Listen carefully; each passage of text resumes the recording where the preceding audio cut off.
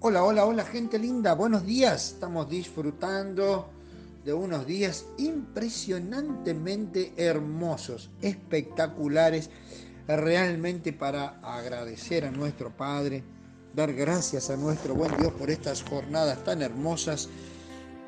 Agradecemos a Dios por la libertad que tenemos hasta aquí de poder seguir trabajando y predicando el mensaje de Jesucristo y disfrutando de esta impresionante carta del apóstol San Pablo a la iglesia de Dios en Corinto.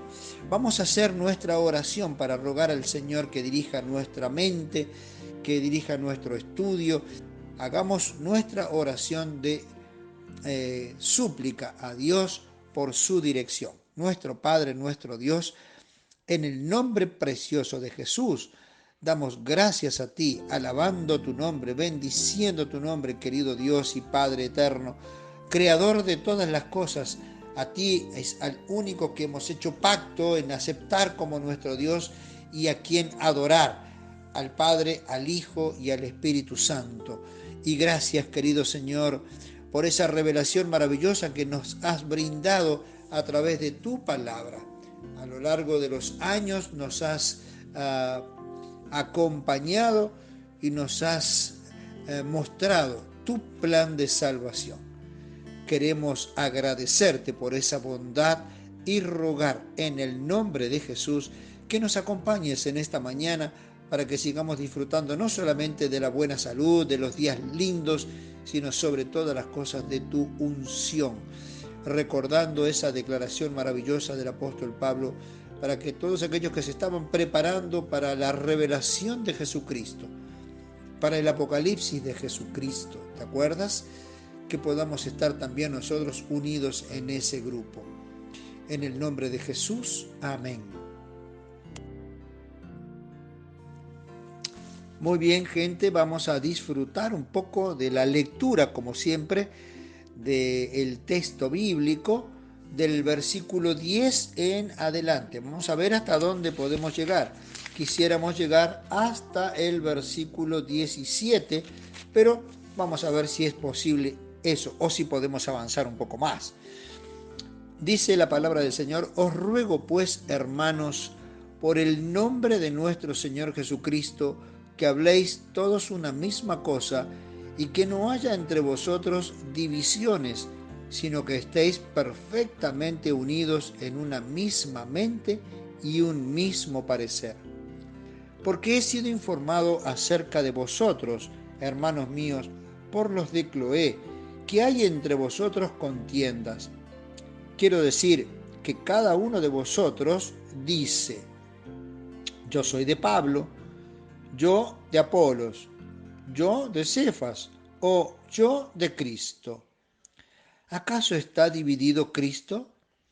¿Fue crucificado Pablo por vosotros? ¿Fuisteis bautizados en el nombre de Pablo? Doy gracias a Dios que a ninguno de vosotros he bautizado, sino a Crispo y a Gallo, para que ninguno diga que fue bautizado en mi nombre.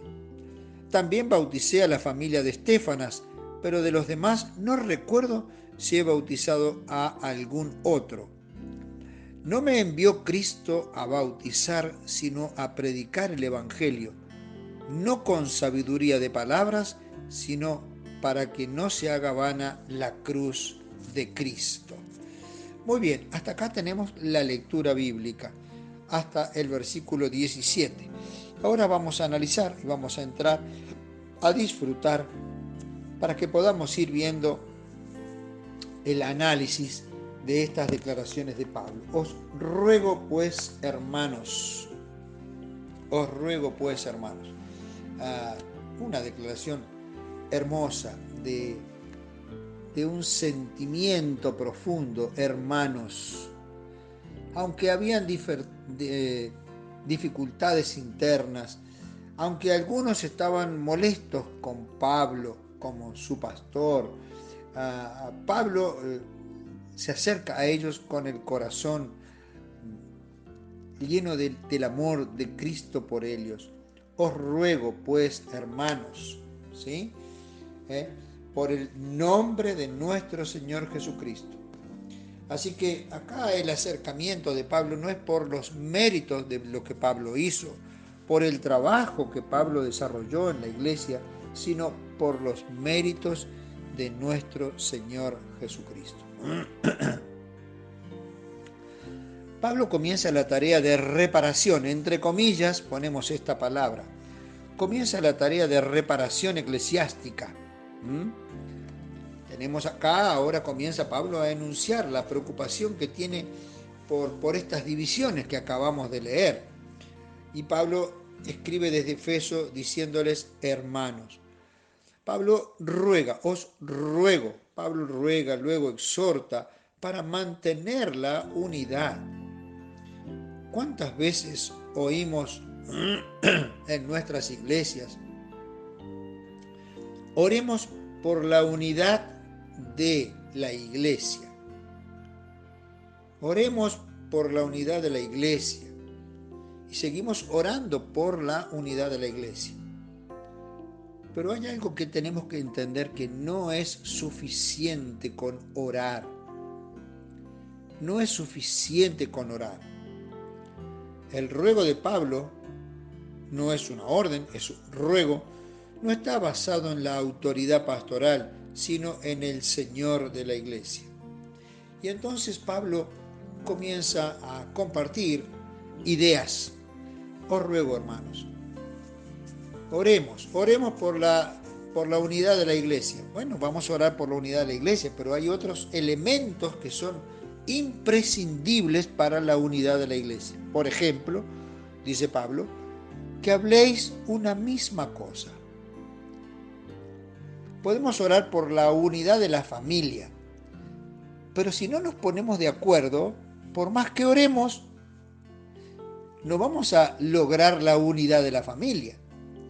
Y en la familia de la fe pasa exactamente lo mismo. Podemos estar clamando constantemente y pidiendo en los cultos, en los momentos de oración, oremos por la unidad de la iglesia, oremos por la unidad de la iglesia, pero tenemos que hacer cosas para que la iglesia esté unida, para que la iglesia se una realmente.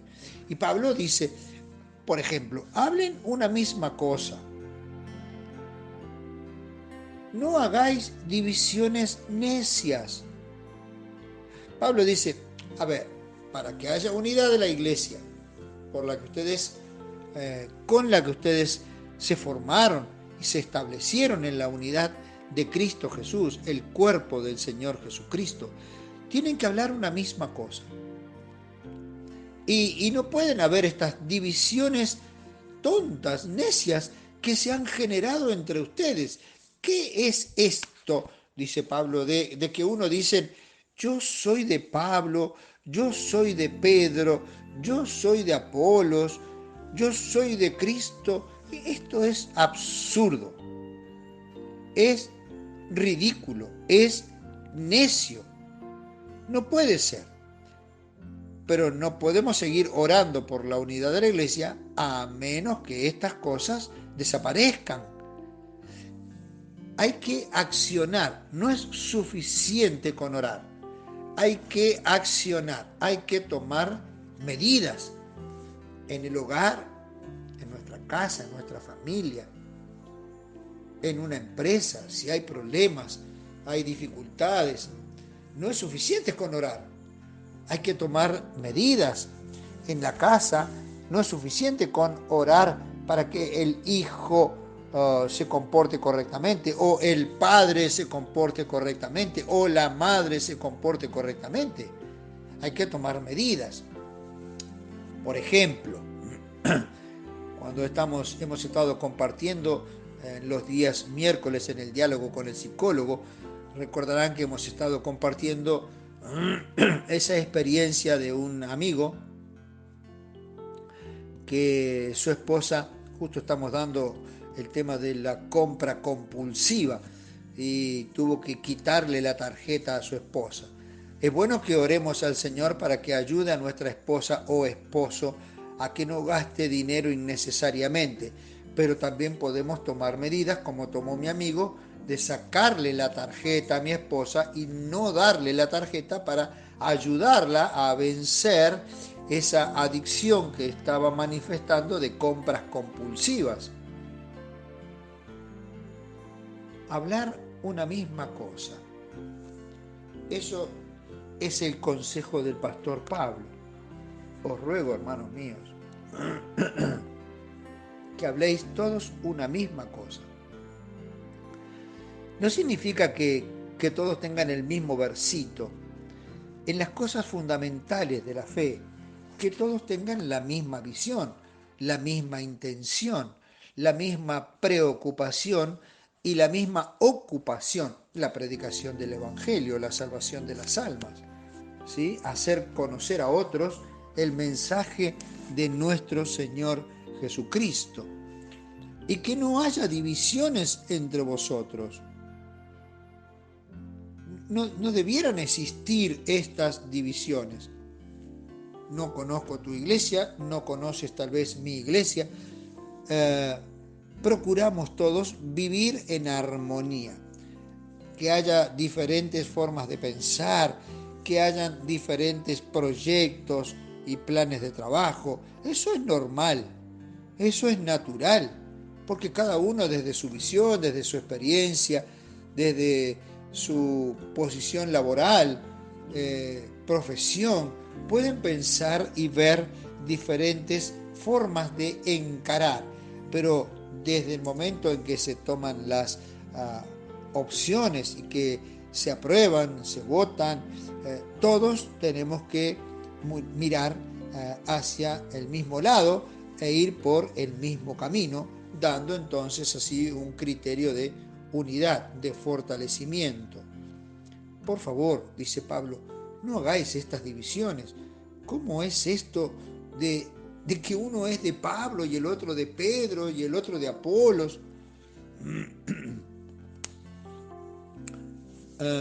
El apóstol está preocupado por estas cosas y presenta estas inquietudes. La unidad. ¿Qué tipo de unidad queremos? ¿Y a qué costo queremos esa unidad? Por ejemplo, una esposa que es una esposa golpeada, un esposo golpeador, un padre violento, un esposo violento, quiere salvar el matrimonio. ¿A qué costo? ¿A qué costo? ¿Hasta cuándo va a seguir permitiendo esta violencia sobre ella, sobre su hijo? ¿A qué costo? En la iglesia es igual.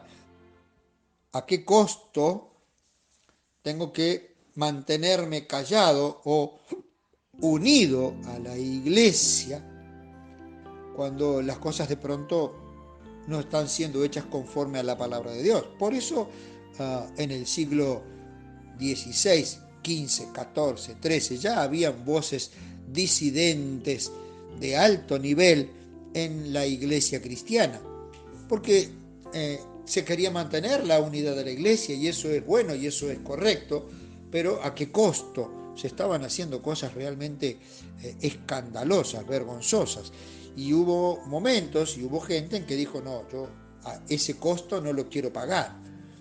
Entonces, ¿hasta qué costo y qué tipo de unidad?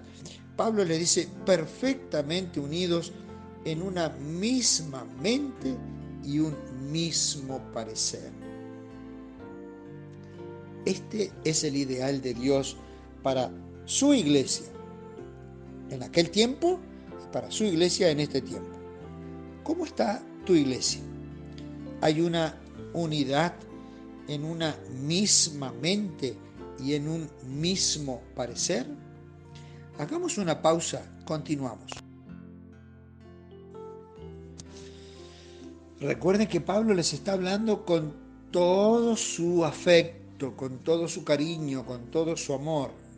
Les está hablando a sus hermanos, a sus hermanos. Queridos hermanos, amados hermanos, os ruego, hermanos, en el nombre de nuestro Señor Jesucristo.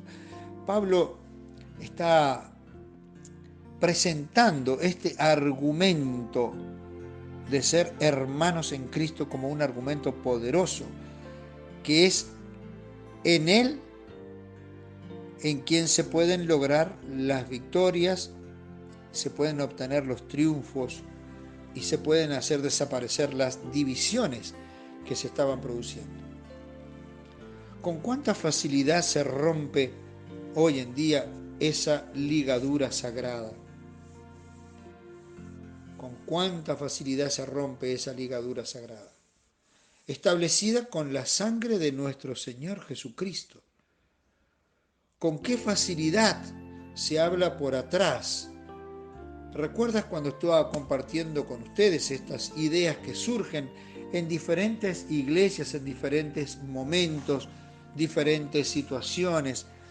Cuando alguien se te acerca y te dice, me dijeron que, me comentaron que,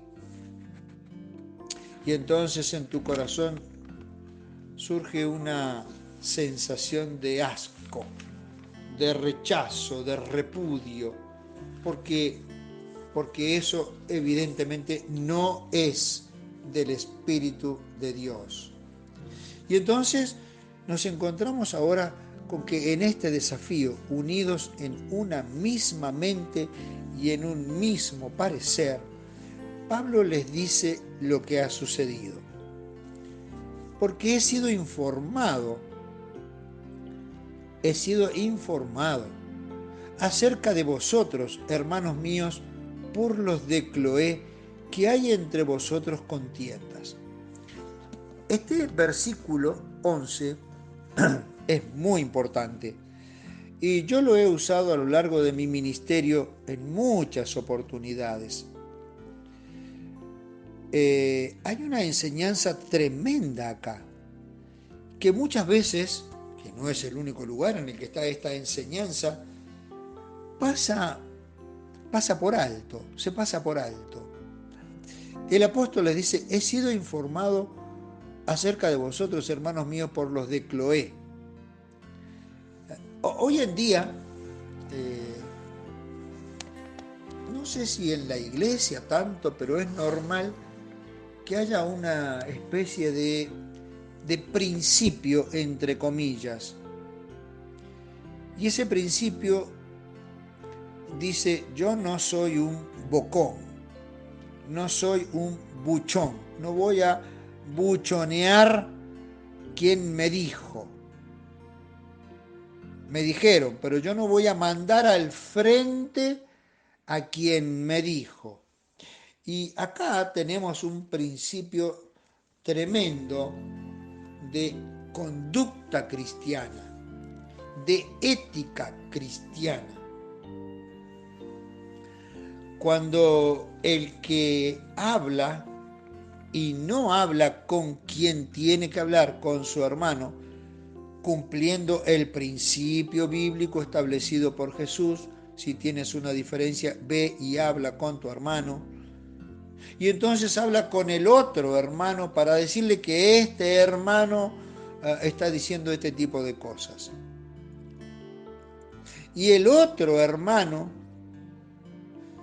haciéndose o dándose de gran hermano, cariñoso, comprensivo, acepta la queja y no te enseña a dar el paso bíblico, y entonces viene a hablar contigo, el tercero, que no tiene nada que ver. Y te lo digo por experiencia propia. Y entonces el que habla al que no corresponde y el que oye lo que no corresponde, no están haciendo la obra de Dios.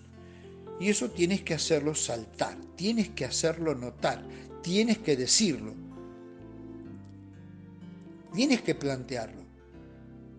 ¿Quién es el que te dijo tal cosa? No, no te puedo decir. ¿Por qué? ¿Por qué no me puedes decir?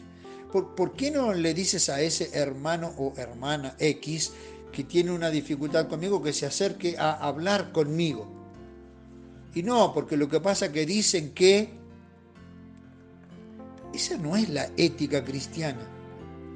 Ese no es el principio cristiano que Jesús enseñó y que Pablo reafirma en este lugar. Pablo no está mandando en el sentido que nosotros tenemos hoy en la sociedad de mandar al frente a aquel que le informó. Lo que está haciendo justamente es preservar el chisme. No quiere chisme en la iglesia. Y entonces le dice, he sido informado. Y yo enseñaba en mis iglesias lo que es el chisme, que viene por detrás y que no se dan los nombres y que no se dice quién es. Y otra cosa es la información. Pablo le dice, he sido informado por los de Cloé. Punto. Clarito, contundente, tajante. No me vengas con cosas por detrás. No te vengas haciendo el santulón que estás protegiendo a alguien cuando lo único que estás haciendo es mal enseñar la ética que Cristo estableció en su iglesia. Y Pablo la tiene re clara. He sido informado acerca de vosotros, hermanos míos, por los de Cloé. Debemos estar dispuestos a ser citados. Debemos estar dispuestos a ser considerados nuestros nombres cuando elevamos quejas contra alguien. Y no cubrimos, si no cubrimos ese paso bíblico de ve y habla con tu hermano a solas. Una tremenda enseñanza de Pablo, no solamente para la iglesia de Corinto, ¿sí?, sino también para nosotros. Los que no cumplen estos pasos, tienes que tener la certeza de que no están siendo guiados por el Espíritu de Dios. Tienen buenas intenciones de acercamiento, tienen buenas intenciones de aliviar males entendidos, pero el proceso que están siguiendo no es correcto, no es bíblico. Y esto tiene que quedarles claro. Y tienes que puntualizarlo y tienes que decirlo con todo el cariño, con todo el respeto, así como el otro seguramente se está acercando con cariño y con respeto. Tienes que dejarle claro que su metodología no es bíblica. Puede ser simpática, puede ser dulce, cariñosa al otro que tiene las dificultades que presentó, pero que no es el proceso bíblico correcto. Debemos ser cuidadosos y debemos estar dispuestos. ¿Quién te dijo? Fulano de tal me dijo, como Pablo. ¿Quién te dijo? Fulana de tal me dijo. Y ese fulano de tal y esa fulana de tal, si son nuevos en la iglesia, si no saben cómo dar el paso bíblico, pues entonces hay que ayudarlos a que aprendan el proceso, el paso bíblico establecido por Jesús. Ven, vamos, yo te voy a acompañar. Si tú tienes miedo, si no sabes cómo hablar, si no sabes cómo presentar el tema, yo te voy a acompañar, pero tú tienes que hablar con tu hermano,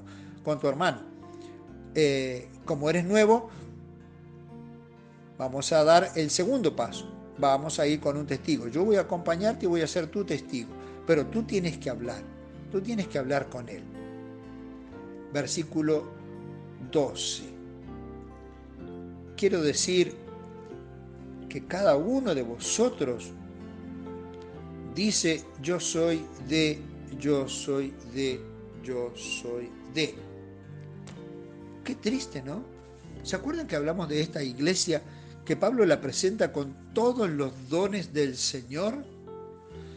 No le había sido negado ningún don y ahora la carne les había ganado, la humanidad les había ganado y se habían dividido entre esos líderes por diferentes, evidentemente, cualidades, por diferentes situaciones. Pablo había sido el fundador, así que tenía mucha gente que lo amaba desde el fundamento de la iglesia, desde el origen de la iglesia. Pero otros conocieron a Apolos y Apolos era un hombre intelectualmente poderoso, de una gran capacidad de retórica, de charla, de presentación, de profundidad teológica, y habían quedado impactados con él.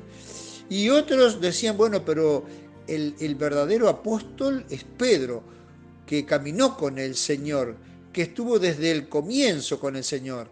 Y entonces se formaron estas divisiones internas por aprecio de uno y por desprecio de otros.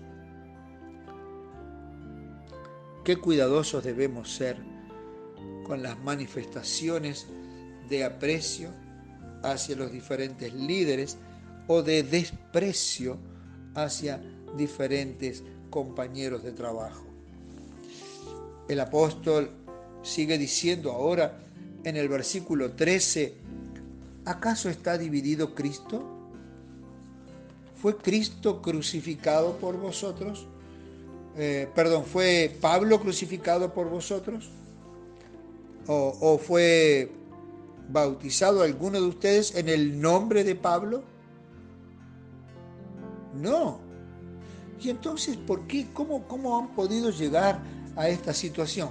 Pablo está sumamente preocupado, además de que ya viene con la preocupación de que todo el proceso anterior a la iglesia de Corinto no le estaba dando resultado. Indignación y reprensión. Y a partir de acá, Pablo comienza con una serie de argumentos fuertes para con su iglesia. Y entonces, estas divisiones evidentemente negaban la unidad del cuerpo de Cristo. Negaban la unidad de la iglesia del Señor. Seguramente el Señor ha puesto sus siervos para conducir la iglesia del Señor en la tierra, aquí, en este mundo, en este tiempo. Pero cuidado, no hagamos que esos hombres ocupen el primer lugar en nuestra mente y en nuestro corazón. Hagamos una pausa.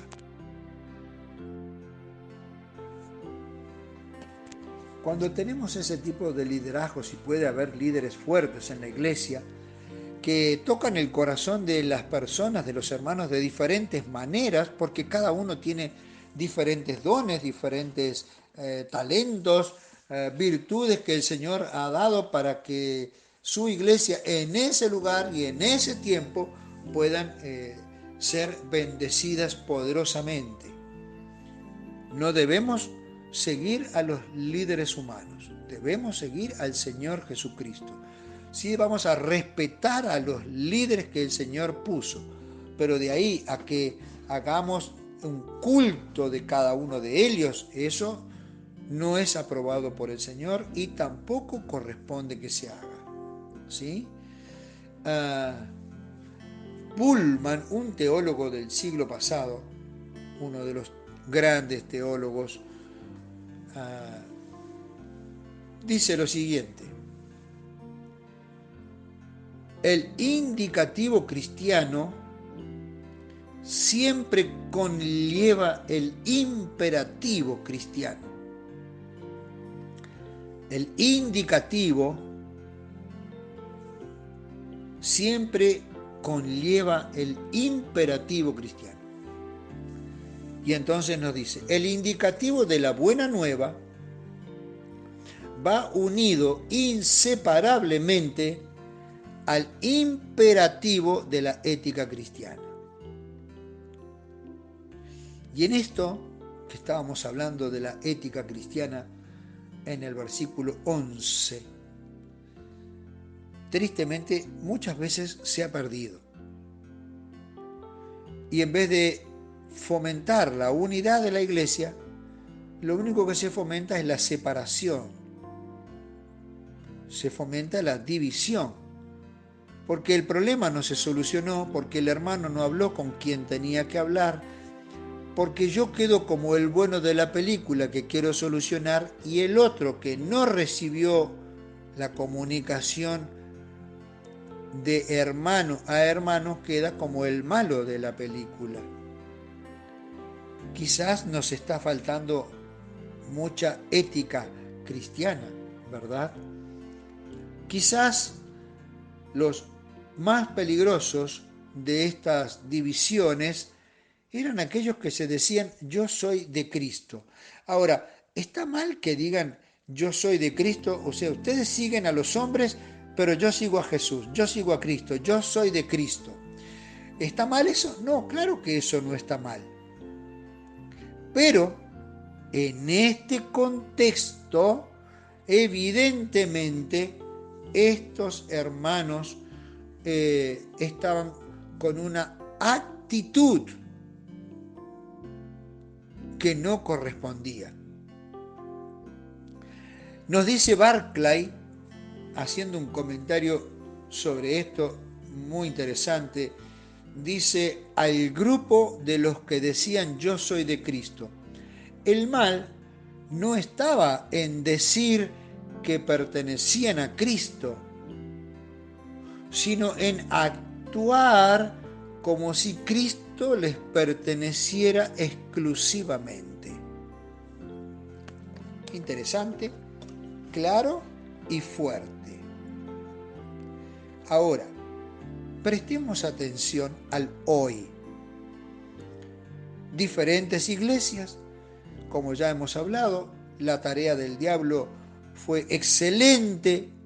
Tenemos que felicitarlo al diablo por la tarea que hizo de separar el cristianismo en tantos grupos, en tantas sectas, en tantos grupos cristianos diferentes que se fueron levantando esos muros de separación, que Cristo había venido para derribar el muro de separación y luego los cristianos fueron levantando cada vez más muros y entonces tenemos un montón de iglesias con diferentes nombres.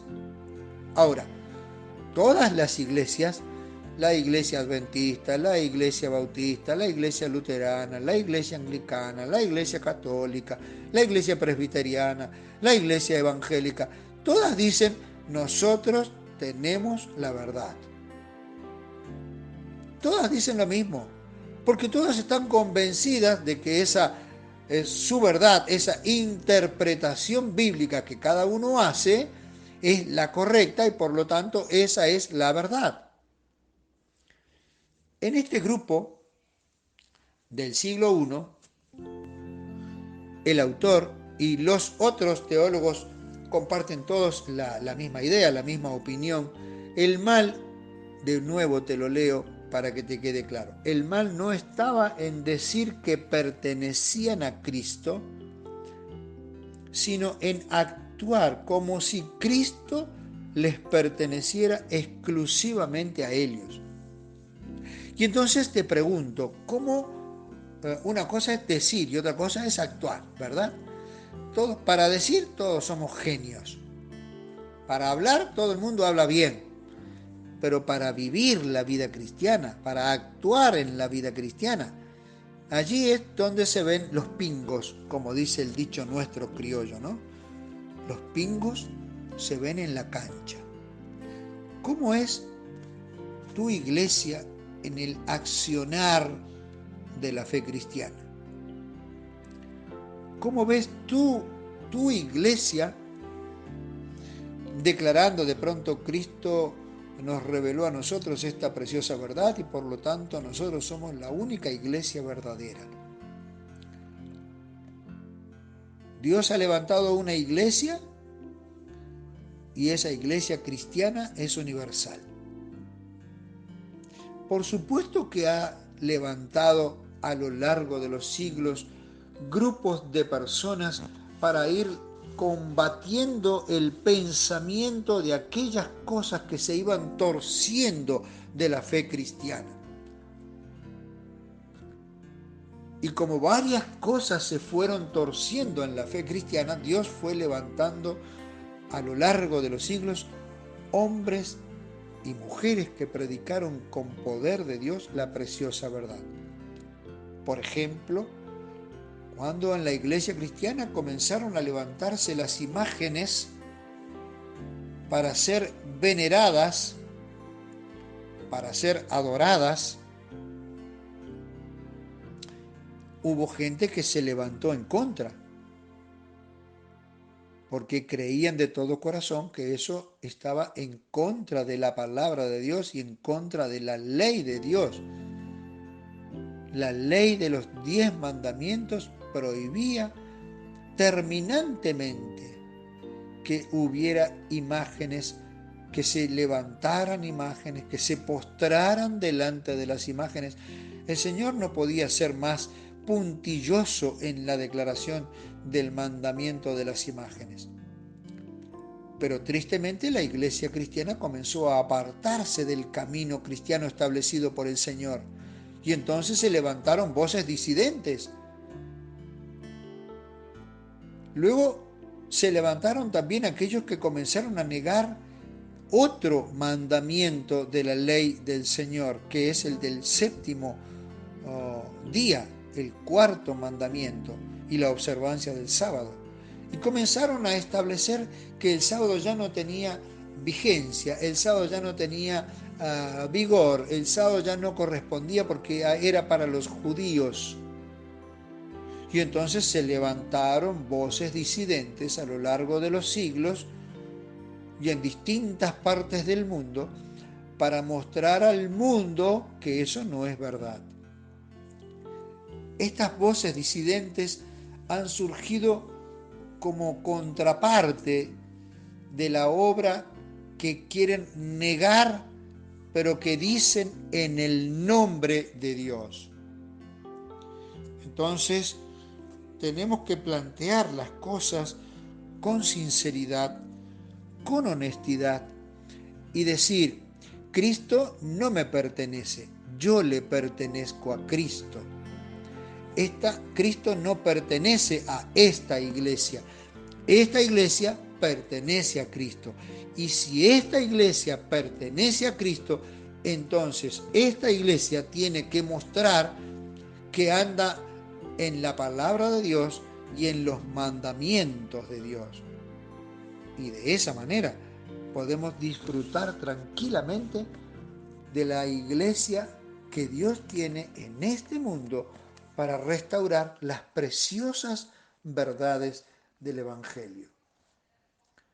En los versículos 14 al 17, Pablo tiene unas declaraciones que parecen raras o contrarias a la fe, porque dice: doy gracias a Dios de que a ninguno de vosotros he bautizado, sino a Crispo y a Gallo, para que ninguno diga que fue bautizado en mi nombre. Tampoco bauticé también, me estoy acordando, dice Pablo, como que la memoria va apareciendo de a poco, dice: también bauticé a la familia de Estefanas, pero los demás no me acuerdo, en realidad no me acuerdo si bauticé a algún otro.